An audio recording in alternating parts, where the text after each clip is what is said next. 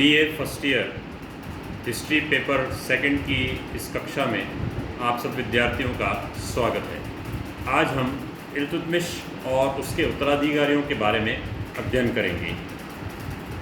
सबसे पहले गुलाम वंश के संस्थापक के रूप में इल्तुतमिश।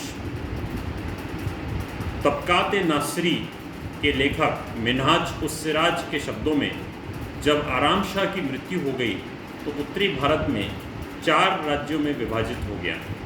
इल्तुतमिश ने न केवल सल्तनत के विभाजन के खतरे को रोका बल्कि सल्तनत का विस्तार भी किया। इल्तुतमिश ने भारत में तुर्की राज्य को जो सुरक्षा और दृढ़ता प्रदान की उसका मूल्यांकन डॉक्टर आर.पी. त्रिपाठी ने इन शब्दों में किया है। भारत में मुस्लिम संप्रभुता का इतिहास वास्तव में इल्तुतमिश से ही आरंभ होता है। ऐबक को अपने शासनकाल में तुर्की राज्य के संगठन का समय नहीं मिला था और ये श्रेय इल्तुतमिश को प्राप्त होता है कि उसने ऐबक द्वारा छोड़े गए अधूरे कार्य को पूरा किया। डॉक्टर के निज़ामी के अनुसार ऐबक ने दिल्ली सल्तनत की रूपरेखा के बारे में सिर्फ दिमागी आकृति बनाई थी। इल्तुतमिश ने उसे एक व्यक्तित्व, एक पद, एक प्रेरणा शक्ति, एक दिशा, एक शासन व्यवस्था और एक शासक प्रदान किया।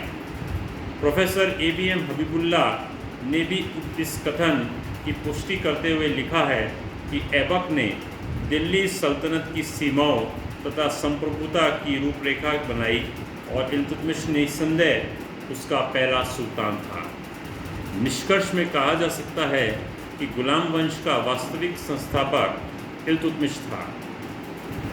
अब हम इल्तुतमिश के उत्तराधिकारियों के बारे में थोड़ी जानकारी प्राप्त करते हैं।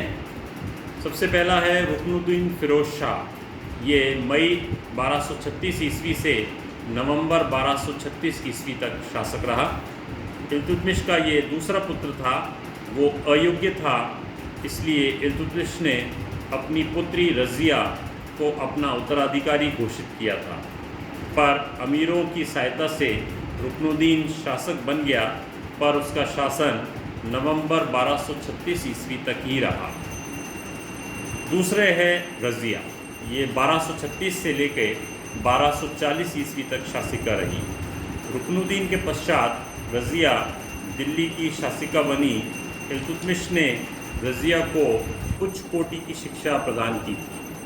भारत में तुर्क शासन के इतिहास में वो पहली शासिका थी। इसके बाद आते हैं बहराम शाह। ये 1240 से लेकर 1242 ईस्वी तक रहा।